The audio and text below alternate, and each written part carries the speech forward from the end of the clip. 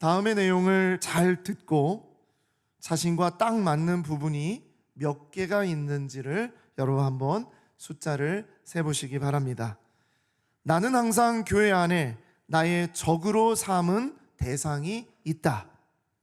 나는 교회의 지도자 자리를 차지하기 위해 온갖 책략을 동원한다. 나는 교회에 꼭 필요한 존재이며 교회를 구하고 지키는 영웅으로 생각한다. 나는 나만의 분명한 교회상을 갖고 있어서 그것에 어긋나는 것은 다 제거해야 한다. 나는 연약한 교인을 골라 나의 세력으로 삼는다. 그리고 사람들이 이렇게 말하더라 라는 식으로 퍼뜨리기를 좋아한다. 나는 집요하고 감정적이다. 나의 모든 집중력으로 내가 정한 교회의 상으로 이끌어가려고 한다. 나는 한 교회에 머물지 않고 이곳저곳을 옮기면서 교회를 새롭게 한다. 자, 몇 가지가 있으십니까? 미국의 처치앤서스라는 그런 기관이 있습니다. 이 기관의 대표 목사님인 톰 레이너 목사님은 이런 성향을 가진 교인을 가리켜 교회의 불량배다라고 그랬어요. 아주 좀 강한 말이죠. 교회의 불량배. 교회를 황폐하게 만들고 분란을 조장하는 인물이라고 지적한 겁니다. 불량배라고 하니까 무조건 거칠고 폭력적이고 눈에 딱 띄는 사람으로만 생각할 수 있지만 사실 교회의 불량배는요, 겸손하고 연약하고 눈에 결코 안 띄는 사람일 수도 있습니다. 성경에는 공동체를 허무는 여러 불량배들에 대한 이야기들이 나옵니다. 이 불량배들은 공통점이 있어요. 보세요. 신명기 13장 13절.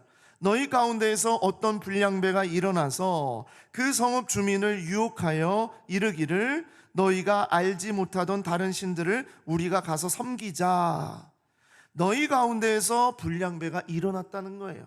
외부에서 나온 것이 아닙니다. 사무엘상 10장 27절. 어떤 불량배는 이르되 이 사람이 어떻게 우리를 구원하겠느냐 하고 멸시하며 예물을 바치지 아니하였으나 그랬습니다. 같은 민족 가운데에서 반대하는 불량배들이 나온다라는 것이죠. 사무엘상 30장 22절. 다윗과 함께 갔던 자들 가운데 악한 자와 불량배들이 다 이르되 그들이 우리와 함께 가지 아니하였은즉 우리가 도로 찾은 물건은 무엇이든 그들에게 주지 말고 각자의 처자만 데리고 떠나가게 하라 했습니다. 다윗의 말을 듣지 아니하고 자기들의 주장을 끝까지 사람들을 막 움직여서 그렇게 하는 사람을 불량배다 그랬습니다. 다른 성경에도 불량배라는 단어들이 많이 나오고 있습니다. 제가 성경에 등장하는 이 불량배들의 특징을 한번 살펴봤더니 공동체 안에 존재하는 사람들이었다. 그리고 자신의 섭섭한 감정이나 상처를 공적인 문제로 대두시킵니다. 일반적으로 리더십에 대한 공격이나 기존 질서를 파괴하는 방법으로 사용하죠.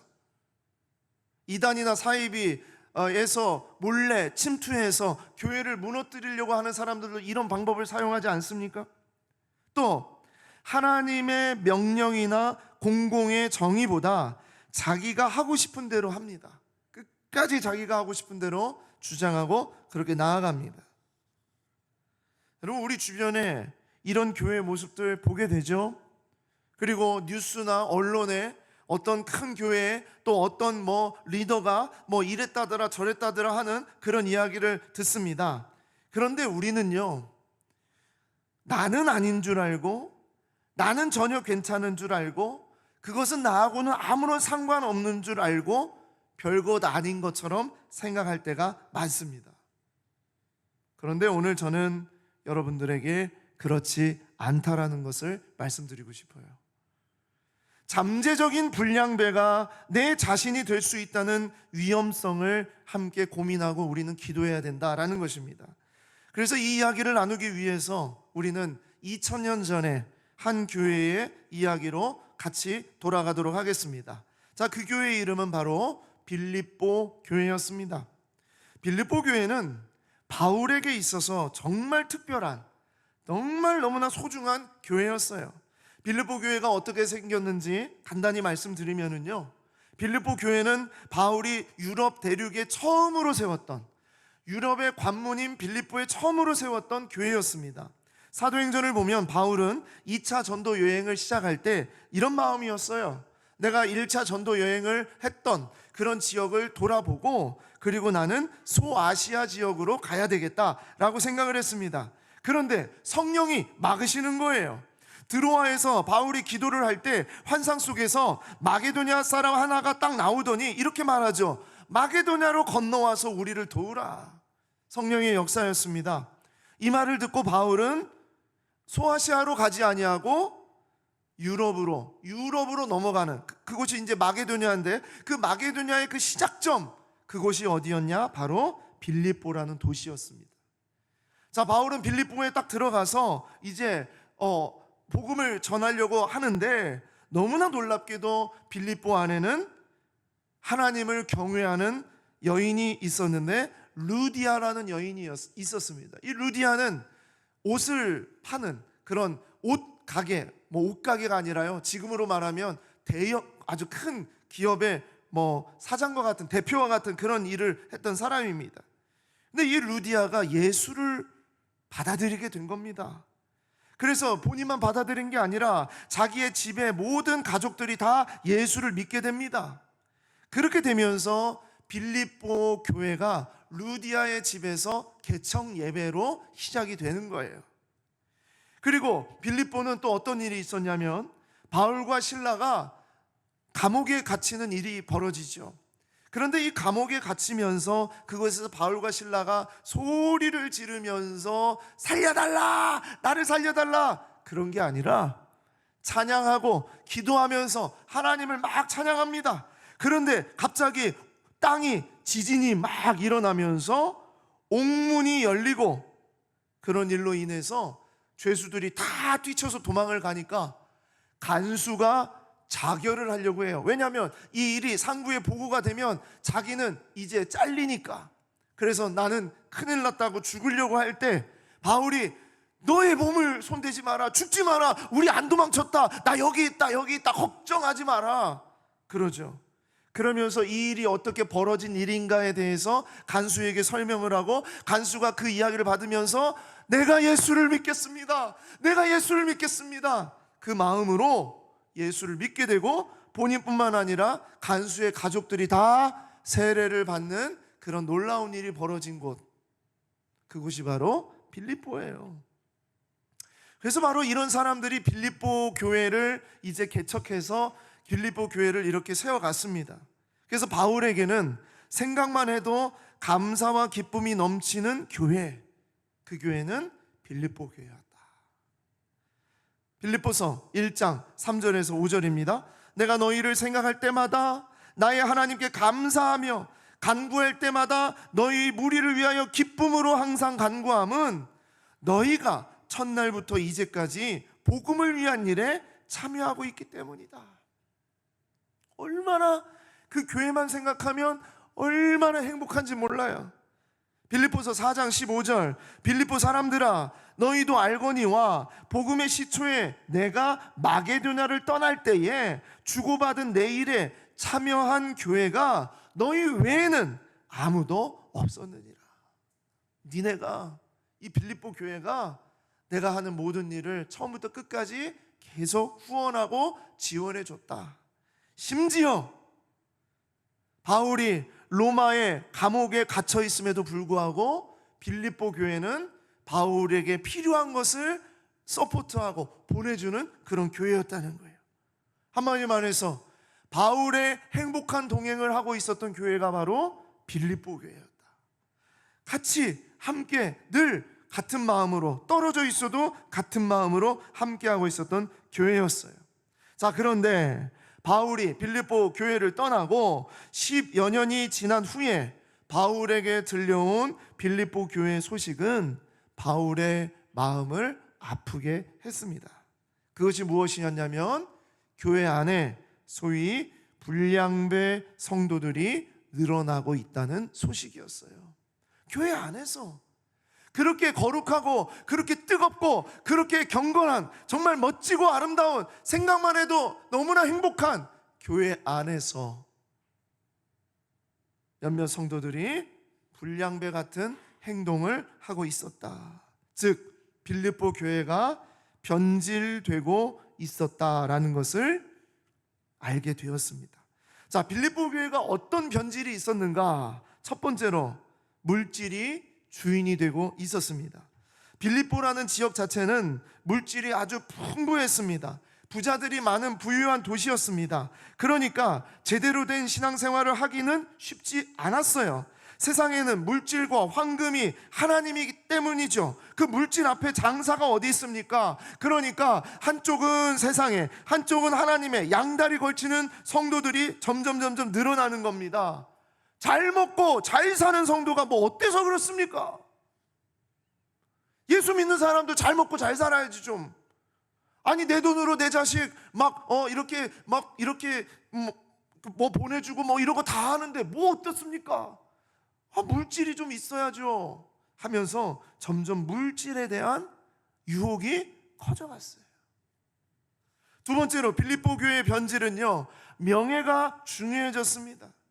빌립보에는 로마인의 문화가 있었어요. 로마의 시민권에 대한 자부심이 아주 강한 그런 도시였습니다. 그래서 로마 시민권을 가진 사람들에게 보이지 않는 천국의 시민권을 붙잡고 살라고 말하는 것이 정말 어려웠겠죠. 쉽지 않았을 겁니다.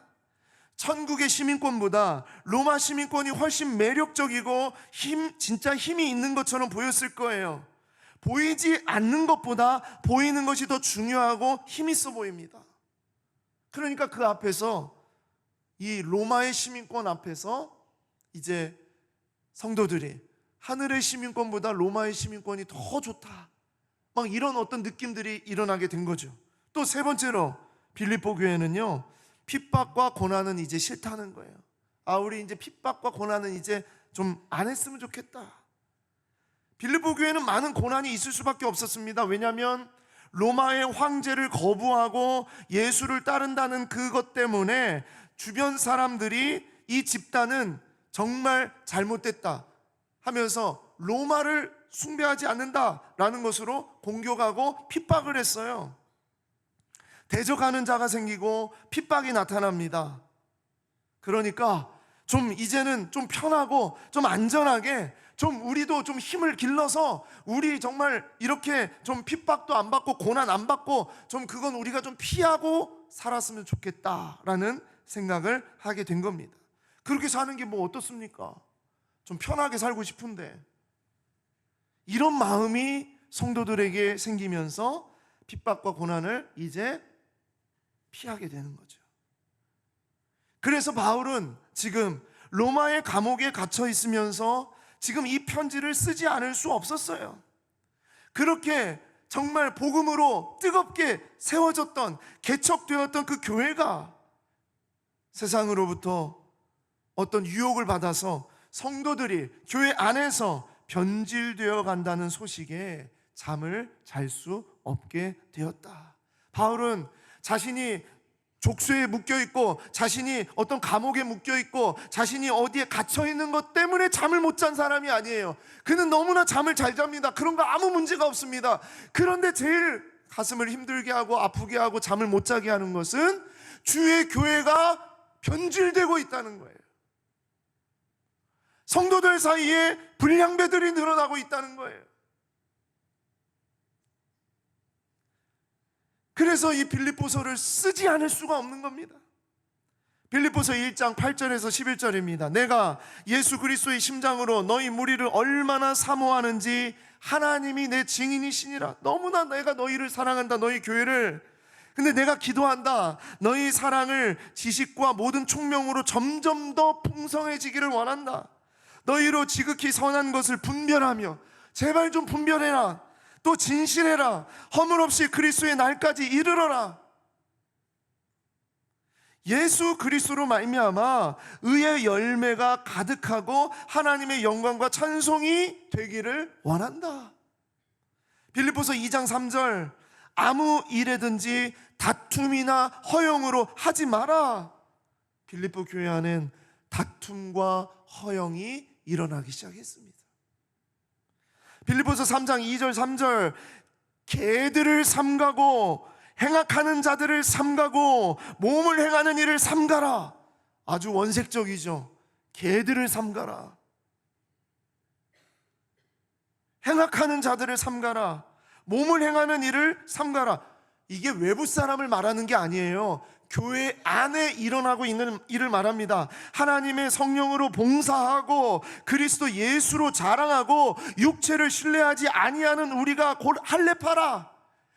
빌립보 사람들 가운데, 성도들 가운데 막 이제 자기의 자랑이 일어납니다. 나는 유대인이다. 나는 원래 할례 받았다. 나는 무슨 가문이다. 나는 무슨 학벌이 있다. 나는 이만큼 벌었다. 나는 자랑할 게 이런 자랑이 있다 하면서 자식 자랑, 부동산 자랑, 뭐 집안 자랑, 뭐 자기 어떤 스펙 자랑, 그런 것을 계속 자랑해요. 육체를 신뢰해요. 그런 일을 일으키는 성도들이 있었다는 거예요. 빌립보서 3장 17절에서 19절입니다. 형제들아, 너희는 함께 나를 본받으라. 그리고 너희가 우리를 본받은 것처럼 그와 같이 행하는 자들을 눈여겨봐라. 선한 자들, 정말 믿음을 붙잡고 살아가는 자들을 눈여겨서 봐야 된다. 내가 여러 번 너희에게 말하였거니와 이제도 눈물을 흘리며 말하노니 너무 슬프다. 정말 간절히 원한다. 여러 사람들이 그리스도의 십자가의 원수로 행하고 있다. 십자가를 붙잡고 살아가는 사람인 줄 알았는데 십자가의 원수로 행하고 있다는 거예요. 그들의 마침은 멸망이요, 그들의 신은 배요, 그 영광은 그들의 부끄러움에 있고 땅의 일을 생각하고 있어요. 계속 땅의 일을. 여러분, 이것이 빌립보 교회에 변질되어 가고 있는 모습이었습니다. 그래서 바울은 이 편지를 썼어요. 여러분, 제가 이것이 빌립보 교회에 쓴 편지라고 그랬어요. 여러분, 빌립보 교회에 쓴 말씀이에요. 여러분, 제가 오늘 제목을 뭐라고 했어요? 지금의 교회에게 쓴 말씀이라고 그랬잖아요. 여러분, 여기에서 이 쓴 말씀은 쓴다, 글을 쓴다에 쓴 말씀이 아니라 쓰다라는 거예요. 쓰다, 아프다, 불편하다, 달지 않고 쓰다, 그 말씀입니다. 바울은 지금 쓴 말씀을 쓰고 있는 거예요. 쓴 말씀, 약이 되고 이것이 정말 교회를 제대로 세워갈 수 있는, 불편하지만 꼭 순종해야 할 말씀, 그것이 바로 이 교회를 향한 쓴 말씀이에요. 쓴 말씀. 오늘 저는 여러분들에게 쓴 말씀을 드리고 싶어요. 불편한 말씀. 그러나 우리가 정말 이 시대에, 이 땅 가운데 정말 이 쓴 말씀을 들을 수 있어야 된다.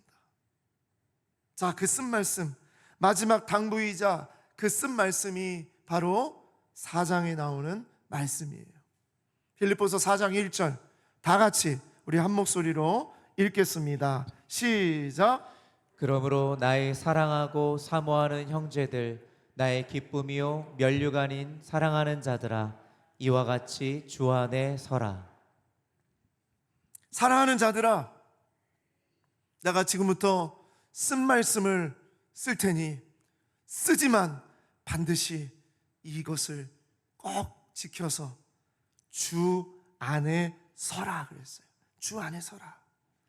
주 안에 서라는 이 단어는요, 빌립보 성도들을 향한 최고의 권면이자 마지막 권면이자 빌립보서 전체에 나오는 단어들의 핵심 단어가 주 안에 서라는 거예요. 다른 데 서 있지 말아라. 제발 좀 정신 좀 똑바로 차려라. 다른 것에 한눈 팔지 말라. 내가 지금부터 쓴소리를 할 테니 복음에 합당하게 생활하고 주님이 기뻐하시는 교회를 세우고 정말 주 안에 빌립보 교회를 다시 잘 세워가라. 쓴 말씀이에요. 자, 그 쓴 말씀의 첫 번째 쓸 말씀이 무엇이냐?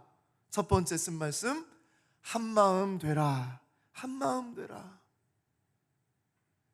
갈등을 내버려 두지 말라는 얘기입니다. 갈등을 내버려 두지 말아라. 제가 어제 행복한 동행 팀을 이제 인솔할 우리 교육자들 같이 함께 이제 행복한 동행 인솔자 OT를 같이 했어요.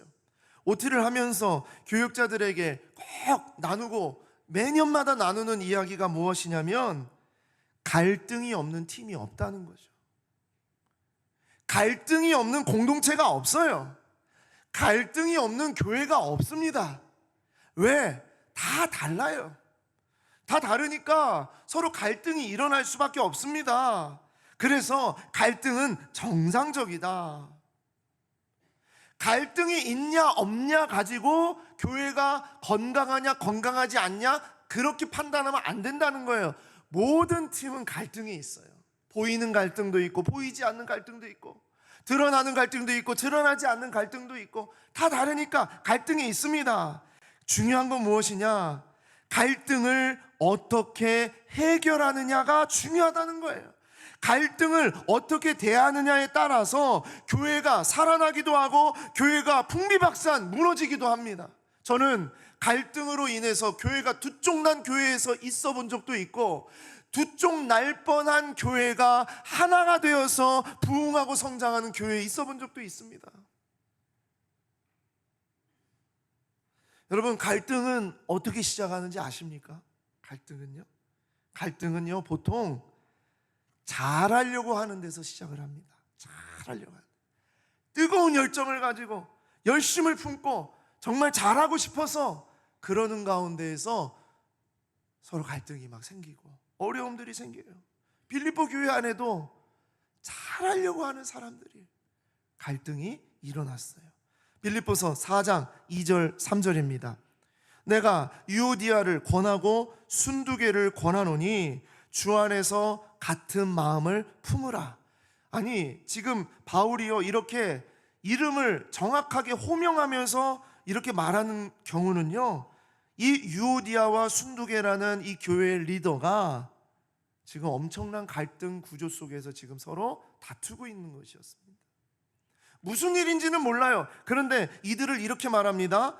또 내가 참으로 나와 멍에를 같이 한 내게 구하노니, 여기서 말하는 너는 교회를 말해요. 빌립보 교회한테 내가 지금 구하노니 복음에 나와 함께 힘쓰던 저 여인들, 유오디아와 순두개는 여인들이었구나. 그래서 우리 신학자들은 이렇게 말합니다. 당시에 빌립보 교회를 초창기부터 세워오면서 교회의 성도들을 이끌어주고 있었던 그러한 여자 지도자 성도들이었다는 거예요. 그리고 또한 글레멘드라는 남자 지도자의 이름도 나오죠. 그 외에 나의 동역자들을 좀 도와줘라. 교회가 좀 도와줘라. 그들의 갈등을 내버려 두지 말아라. 그 얘기입니다. 왜냐하면 그들은 이미 생명책에 그들의 이름이 있기 때문이다.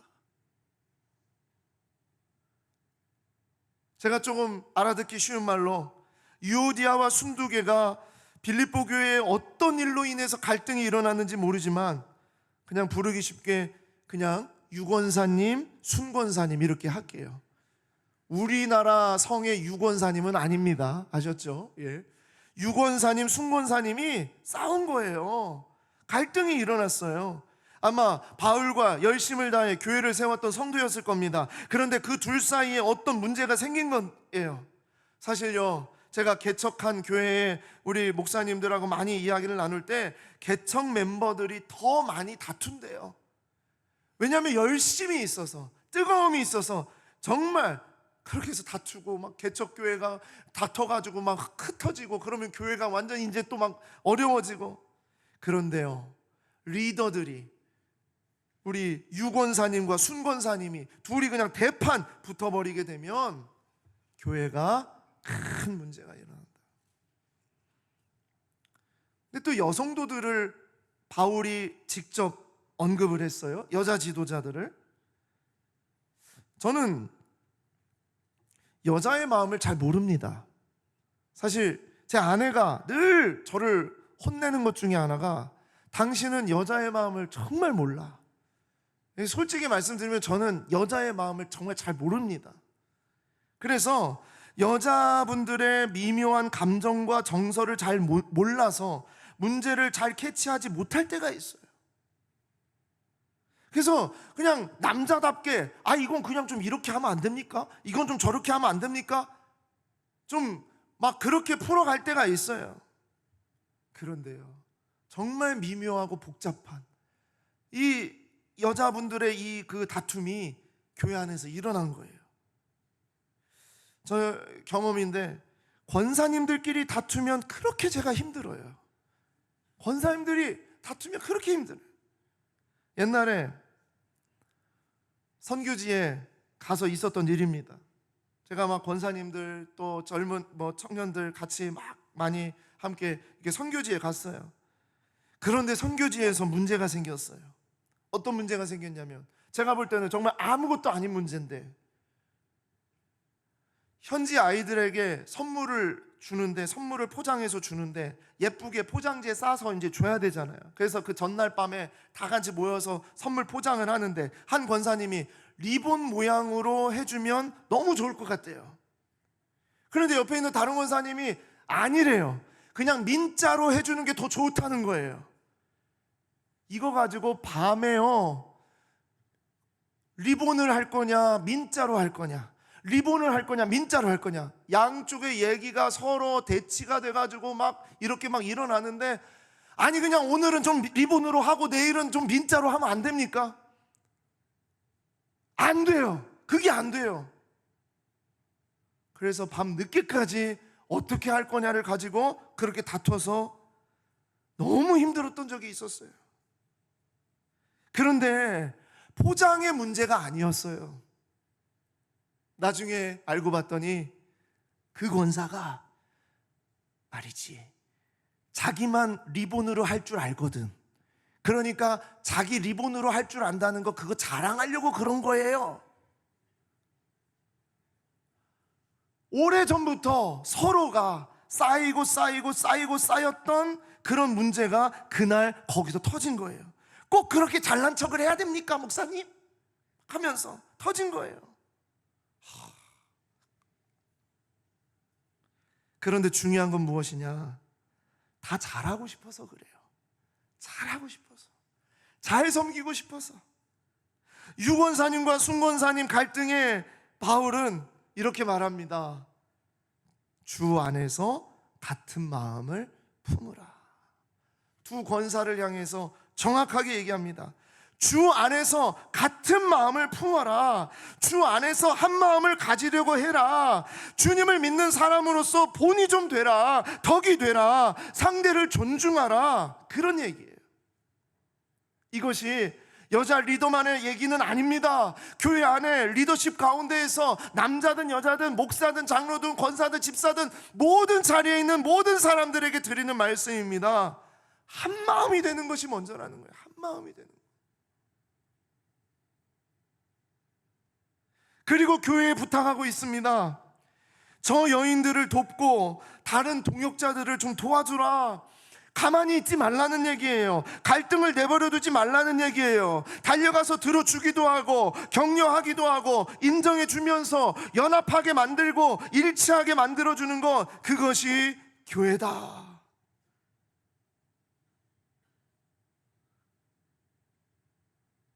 그래서 빌립보서 2장 3절 말씀, 4절 말씀. 자, 아무 일에든지 다툼이나 허용으로 하지 말고 오직 겸손한 마음으로 각각 자기보다 남을 낮게 여기고 각각 자기 일을 돌볼 뿐더러 각각 다른 사람들의 일을 돌보아 나의 기쁨을 충만하게 하라. 빌립보 교회 안에 다툼과 허용이 일어났기 때문입니다. 여러분, 교회가 변질되는 것을 뭘로 알 수 있냐면, 교회 안에 다툼과 허용이 일어나면 교회가 변질되고 있는 증상입니다. 다툼과 허용이 일어날 때 그때 바울은 어떻게 하라고요? 빨리 한 마음이 될 수 있도록 교회가 나가야 돼요. 움직여야 돼요. 특히 우리 리더들, 믿음이 있는 정말 오랫동안 교회를 정말 사랑하는 리더들이 그런 갈등을 붙잡아주고 얘기를 들어주고 같이 기도하면서 신앙의 그 후배들이 그런 상황 속에서 하나님 안에서, 주 안에서 하나가 될 수 있도록, 오늘 말씀과 같이 하나가 될 수 있도록 한 마음이 되도록 해주는 것, 그것이 정말 중요합니다. 여러분, 새 가족이 한 마음 되는 게 쉬울까요? 개척 멤버, 오래된 중직자가 한 마음이 되는 게 쉬울까요? 또 새 가족이 한 마음이 되는 게 어려울까요? 개척 멤버나 오래된 중직자가 한 마음이 되는 게 어려울까요? 성도 사이에 갈등이 있으면 갈등을 풀어주는 사람이 있는가 하면, 어떤 사람은 더 꼬우고 네 편 내 편을 막 갈라치기 하고 그렇게 하면서 서로 싸움을 부추기는 사람들이 있어요. 해결책은 주 안에서 같은 마음을 품으라. 같은 마음을 품을 수 있도록 하는 것, 그것이 바로 쓴 말씀. 힘들죠. 그래서 쓴 말씀입니다. 씁니다. 힘들어요. 그러나 이걸 누가 해야 돼요? 교회가 해야 돼요. 두 번째로 쓴 말씀입니다. 항상 기뻐하라 그랬습니다. 항상 기뻐하라. 빌립보서 4장 4절입니다. 주 안에서 항상 기뻐하라. 내가 다시 말하노니 기뻐하라. 기뻐하라는 말씀이 왜 씁니까? 이건 단 말씀이죠. 이거 쓸 말씀이 아니잖아요. 이게 왜 어렵고 힘듭니까? 여러분, 항상 기뻐하라. 내가 다시 말하노니 기뻐하라는 명령이기 때문에 씁니다. 내 마음이나 내 기분대로 기쁨을 하라라는 게 아니에요. 이게 권유나 부탁이 아니에요. 좀 이렇게 기뻐해 주겠니? 그런 것도 아니에요. 왜 이 말씀이 쓰냐? 모든 상황 가운데에서 기쁨을 잃지 말고 기뻐하라는 명령이기 때문입니다. 저 인간이요, 내 속을 뒤집어 놨거든요. 그런데도 기뻐하라는 얘기예요. 이렇게 힘들고 어려운 고난이 닥쳐왔는데요, 그런데도 기뻐하라는 얘기예요. 감당할 수 없는 시험에 들었어요. 감당할 수 없는 어떤 사건이 있었어요. 그런데도요, 기뻐하라는 얘기예요. 그러니까 이게 쉬워요? 어려워요? 어렵습니다. 그래서 항상 기뻐하라는 쓴소리입니다. 쓴 말씀이에요. 바울은 어떻게 항상 기뻐하라 그랬을까? 주 안에서 분명한 기쁨의 동력을 말하고 있어요. 세상의 것으로 기뻐하고 네 감정으로 기뻐하면 누가 그걸 못합니까? 그런데 주 안에서 기뻐할 때에만 어떻게 해요? 항상 기뻐할 수 있다. 왜냐하면 주님은 내 모든 상황과 조건을 넘어서서 그 모든 것을 해결해 주시는 주님이시기 때문입니다. 그래서 주 안에 기뻐할 수 있는 거예요. 주 안에 있는 나에게 딴 근심이 있으랴. 십자가 밑에 나가 내 짐을 풀었네. 주님을 찬송하면서 할렐루야 할렐루야. 내 앞길 멀고 험해도 나 주님만 따라가리. 찬양은 이렇게 뻔지르르하게 해놓고 저 문 밖에 나가면 열받고 짜증내고 시기하고 질투하고 분노하고 기쁨이 완전히 사라져버리는 그 모습이 우리의 모습은 아닌가요? 바울은 쓴소리합니다. 주 안에서 항상 기뻐하라. 주 안에서 항상 기뻐하면 어떤 일이 벌어지냐? 모든 사람들에게 관용을 베풀 수 있어요. 빌립보서 4장 5절 말씀입니다. 너희 관용을 모든 사람에게 알게 하라. 관용이 뭡니까? 너그러운 마음입니다. 왜냐하면 어떻게 해서 너그러운 마음이 생깁니까? 다 가졌기 때문입니다. 내가 주님 안에 있기 때문이에요. 다 가졌기 때문이에요. 여러분, 제가요 가끔씩 쓰는 그런 비유 중에 하나가, 만약 여러분의 통장에 써도 쓸 수 없는 돈이 있다고 여러분 한번 생각해 보세요. 여러분, 세상의 모든 일을 다 기쁨으로 할 수 있어요. 거의 다 기쁨으로 할 수 있어요. 누가 나를 공격해도 그래, 괜찮아. 뭐가 어려움이 있어도 그래, 해결할 수 있어. 뭐가 있어도 괜찮아. 세상의 물질이 내 안에 가득한 그런 마음만 가져도 우리는 그렇게요 싸우지 않습니다. 다 용납하고 관용하고 또 너그럽게 대할 수 있고 그래요. 그런데요,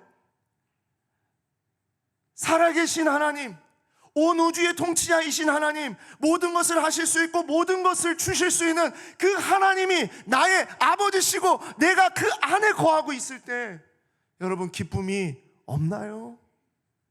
관용이 없습니까? 내가 좋아하는 사람에게만, 나에게 잘해주는 사람에게만 관용은 다 할 수 있어요. 그러나 오늘 뭐라고요? 너희 관용을 모든 사람에게, 힘들게 하는 사람, 어렵게 하는 사람, 괴롭게 하는 사람, 지치게 만드는 사람, 짜증나게 하는 사람, 모든 사람에게 너희 관용을 알게 하라. 그리고 우리가 너무나도 잘하는 말씀, 우리가 기도할 때마다 붙잡는 말씀, 빌립보서 4장 6절에서 7절 다 같이 한번 읽어보겠습니다. 시작. 아무것도 염려하지 말고 다만 모든 일에 기도와 간구로 너희 구할 것을 감사함으로 하나님께 아뢰라. 그리하면 모든 지각에 뛰어난 하나님의 평강이 그리스도 예수 안에서 너희 마음과 생각을 지키시리라. 여러분, 이 말씀이요, 우리는 기도할 때 쓰는 말씀인 줄 알잖아요.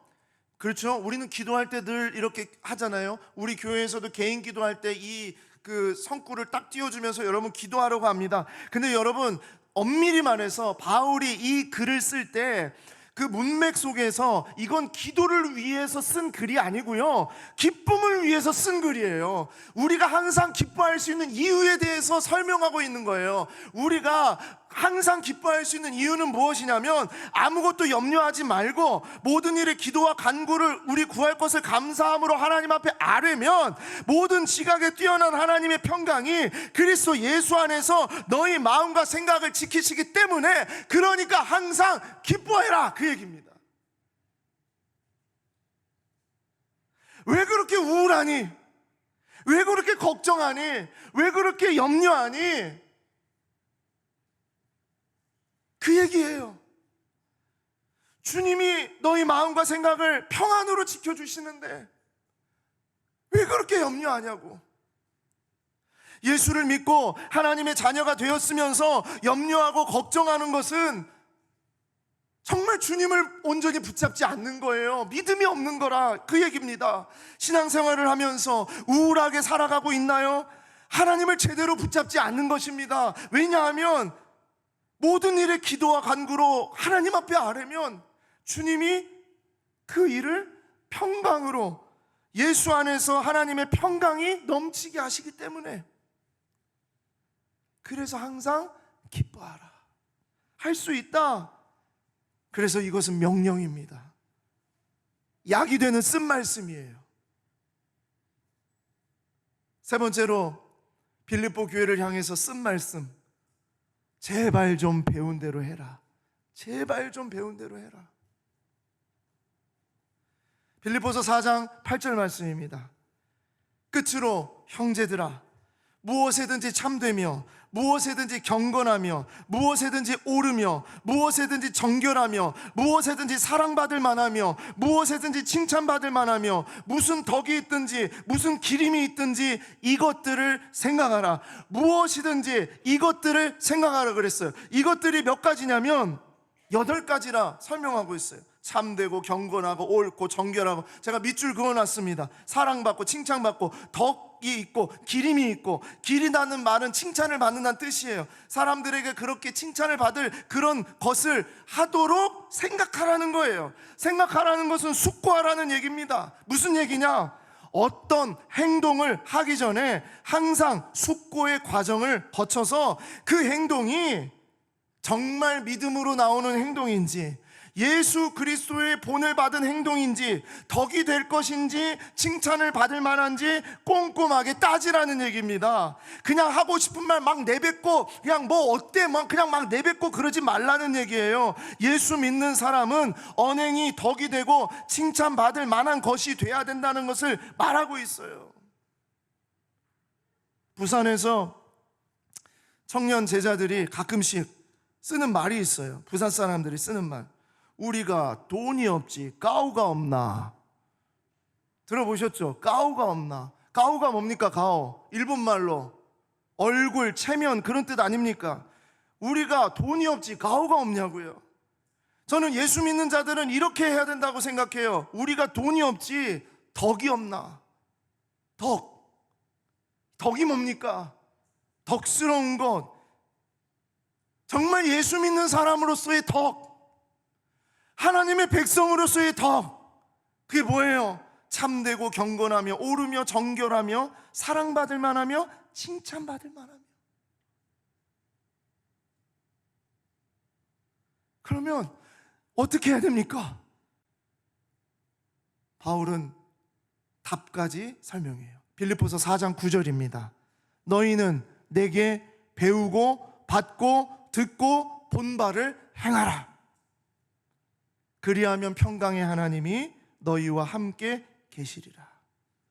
3장에서도 바울은 그랬어요. 나를 본받으라. 바울을 추종하라는 얘기가 아니에요. 내 라인이 되라, 그런 얘기가 아니에요. 바울이 보인 신앙의 본질을 따라오라는 얘기예요. 바울은 누구를 따라갔을까요? 제자들, 사도들을 따라갔겠죠. 그리고 또 그 사도들은 누구를 따라갔을까요? 예수님을 따라가는 거예요. 그러니까 여러분, 신앙은요, 본받는 겁니다. 신앙은 본받는 거예요. 신앙은 부모를 통해 본받는 거예요. 신앙은 믿음의 선배를 통해 본받는 거예요. 신앙은 어른들을 통해 배우고 받고 듣고 본바를 따라가는 겁니다. 교회에는요, 어른이 있어야 됩니다. 교회는 반드시 어른이 있어야 됩니다. 주 안에서 덕이 되고 예수님의 그 기림이 있는, 예수 믿는 자들의 기림이 있는 본이 되는 어른이 있어야 됩니다. 신앙의 선배가 있어야 됩니다. 불량배 같은 성도가 생겼을 때, 교회가 변질되어 가고 있을 때 믿음의 선배가 불러야 돼요. 야, 너 이리 와봐. 불량배처럼 부르는 게 아니라 너 좀 나 좀 보자. 불러야 돼요. 때로는 뜨거운 가슴으로 그 아픈 마음, 외로운 마음, 상처 입은 마음을 안아주고, 때로는 신앙의 길에서 본이 되지 못하고 곁길로 빠지고 그리고 잘못된 것을 계속 주장하고 있을 때는 따끔하게 혼을 낼 수 있어야 됩니다. 그런 어른이 있어야 됩니다.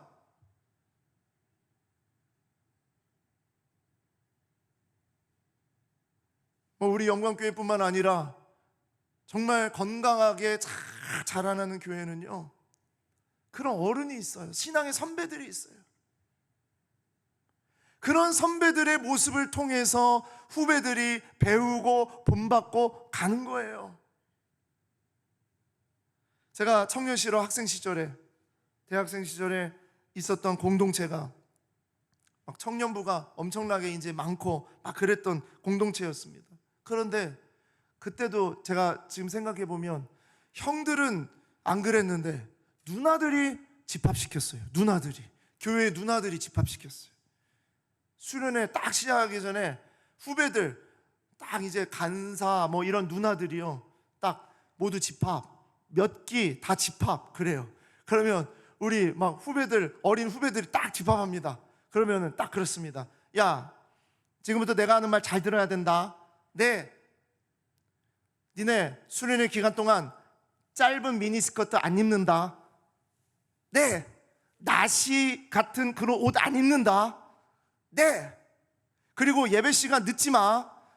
막 찬양할 때 들어오는 거 없어. 미리 와서 기도하는 거야. 네, 그리고 일찍 나가는 사람은 내 눈에 띄기만 해. 니네 그 기수 다 엎드려 뻗쳐야. 네. 지금은 그러지 못하죠. 그렇죠? 지금은 막 그랬다가는 뭐 그럴 수 있지만, 저는요, 성도가 곁길로 빠지고 잘못된 것을 계속 반복하고 있을 때는 얘기해 줘야 된다고 생각해요. 그건 아니잖아요. 그건 아니야. 그거 하지 마. 저는 우리 교회에 그런 어른들이 계셔서 너무 감사해요. 주일 성수 안 하고 막 어디 막 가려고 할 때 따끔하게, 야, 그러면 안 되지. 예배를 꼭 드려야 되는 거 아니야? 너 예배 어떻게 드릴 거야? 따끔하게 얘기해 주는 어른들이 있어요. 제가 그런 얘기 듣고서 와, 정말 너무나 감동받아서 예전에 한번 말씀드린 적 있죠?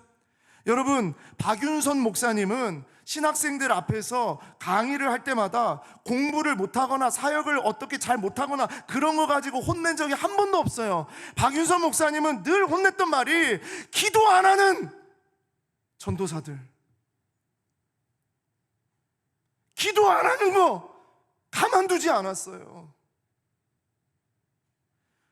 강변교회 원로 목사님이셨던 김명일 목사님은 무단으로 주일 성수 빠지고 몰래 해외여행 떠난 집사들을 불러다가 그냥 아주 그냥 거기서 그냥 혼을 냈어요. 여러분, 이런 어른들이 물론 사랑으로 안아주실 땐 뜨겁게 안아주시는 분들이죠. 여러분, 이런 어른들, 이런 믿음의 세대, 이런 어른들의 삶을 배우고 그 검소함과, 저는 우리 믿음의 세대를 볼 때마다 정말 그 신앙의 정말 뜨거움과 삶의 검소함, 여기에서 제가 은혜를 많이 받아요. 그 신앙의 기본기를 잘 듣고 본발을 소중히 여기면서 나아가기를 원해요. 그러면 하나님의 평강이 함께하는 교회가 됩니다. 교회가 평강합니다. 제가 노회를 많이 거쳤습니다. 지금 중서울 노회, 이전에 부산 노회, 그 전에 동서울 노회, 그 전에 서서울 노회, 그 전에 총신에 있었던 노회, 정말 많은 노회들에 갔어요. 노회들 가면 목사님들이요, 다툽니다. 막 의견이 부딪히면서 다투기도 하고 막 그래요. 그러면 막 거기 있으면은 막 내가 정말 여기를 왜 왔는가, 내가 저 분들의 얘기하고 나하고는 아무런 상관이 없는데 하고 어떻게 해서든지 막 도망가려고 막 하는 그런 마음들이 막 꿈틀거리고 막 그렇습니다. 그런데 제가 기억에 남는 한 노예, 그 노예는요 한 번도 다투지 않아요. 근데 왜 그런가 생각을 했더니, 노예를 시작할 때부터 끝날 때까지 목사님들 가운데에서 어른 목사님들이 아무 말을 안 하고 그냥 처음부터 끝까지 그 자리를 늘 묵묵하게 지키고 계세요. 그러다가 이견이 이렇게 대립이 되잖아요. 그러면 이제 그 의장, 노회장 목사님이 이제 어떤 이제 목사님, 어른 목사님에게 이럴 때는 저희가 어떻게 하면 좋겠습니까? 라고 질문을 합니다.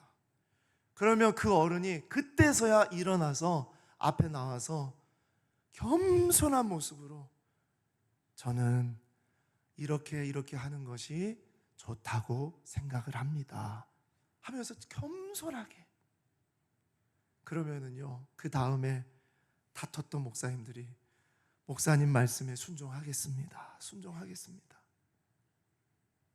제가 그런 노예를 하나 봤어요. 여러분, 그런 어른들이 있을 때 그런 어른들의 신앙을 바라보면서 배운 대로 따라가는 것, 그것이 뭐 막 내 말 왜 안 들어 하는 그런 어른들, 그런 분들 말고 정말 예수님 닮기 위해서 그렇게 살아가는 그런 어른들이 우리 교회에 계신다는 것, 그것은 정말 교회의 축복이고 우리가 반드시 그분들의 모습을 따라가야 된다는 것이 우리들에게 정말 쓴소리입니다. 정말 쓴소리예요. 쓴 말씀이에요. 따라가야 됩니다. 본받고 그 이야기를 들어야 됩니다. 말씀을 맺겠습니다. 빌립보 교회에 쓴 말씀은 지금의 교회에 쓴 말씀입니다. 우리 영광교회에 쓴 말씀입니다. 한국교회에 쓴 말씀입니다. 이 땅에 있는 모든 교회들이 들어야 돼 쓴 말씀이에요. 다른 말, 내가 듣기 좋아하는 말 듣는 그런 교회 되지 않고 주님이 주시는 말씀, 쓴 말씀, 약이 되는 말씀, 불편하지만 순종해야 할 말씀, 그 말씀 앞에 우리가 귀를 기울이기를 원합니다. 지금의 교회에 쓴 말씀 3가지, 우리 다 같이 한 번 더 읽고 마치도록 하겠습니다. 3가지, 시작. 한 마음 되라, 항상 기뻐하라, 배운 대로 해라. 이것이 변질되는 교회를 건강하게 치료하고 불량배 같은 성도가 일어서게 될 때 그것을 붙잡아주고 거룩하고 건강한 주의 몸된 교회로 세워가는, 그것이 진짜 주 안에 서는 교회가 되는 일인 줄 믿습니다. 기도하겠습니다.